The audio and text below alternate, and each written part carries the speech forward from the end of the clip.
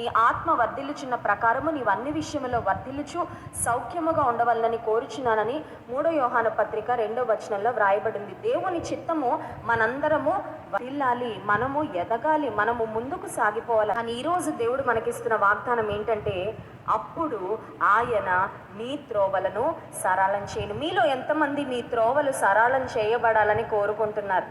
హల్లెలూయా. 103వ కీర్తనలో కూడా దావీదు భక్తుడు అంటాడు, పక్షిరాజు యవనం వలె నీ యవనము క్రొత్తదగుచుండునట్లు మేలుతో నీ హృదయమును తృప్తిపరుచుచున్నాడు. ఒక వ్యక్తి జీవితంలో దేవుని మేలులు పొందుకుంటూ ఉన్నప్పుడు, దేవుని ఆశీర్వాదాలు పొందుకుంటూ ఉన్నప్పుడు మనలో యవ్వన బలం వస్తుందంట. అంటే ఒక నూతనమైన ఉత్సాహం కలుగుతూ ఉంటుంది. మనం ఆశించినవి ఏమీ జరగక ఎక్కడ వేసిన గొంగళి అక్కడే అన్నట్లు మన జీవితం ఉంటే, చాలాసార్లు వయసుకు మించిన మరి పరిస్థితులు మనం ఎదుర్కోవాల్సి వస్తూ ఉంటుంది. ఎందుకు ఈ భారం, ఎందుకు ఈ జీవితం ఇంత భారభరితంగా ఉంది అనే ఆలోచన వచ్చే పరిస్థితి కూడా కొన్నిసార్లు మన జీవితంలో రావచ్చు.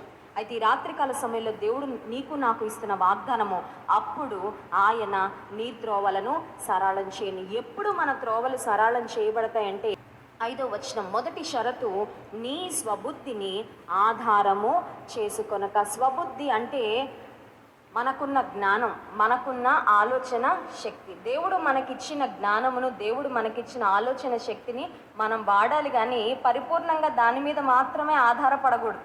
అర్థమవుతుందండి? దేవుడు మన త్రోవలను సరళం చేయాలంటే మొదటిగా మన స్వబుద్ధిని ఆధారము చేసుకొనకూడదు.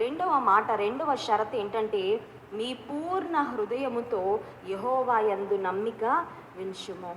రెండవది, దేవుని యందు పూర్ణముగా నమ్మిక ఉంచాలంటే, ఒక మాటలో చెప్పాలంటే, నా పూర్తి బాధ్యత నీదే, నీవు ఎలా నడిపిస్తావో నాకు తెలీదు, నా బరువు, నా బాధ్యత అంతా నీ మీద వేసేస్తూ ఉన్నాను.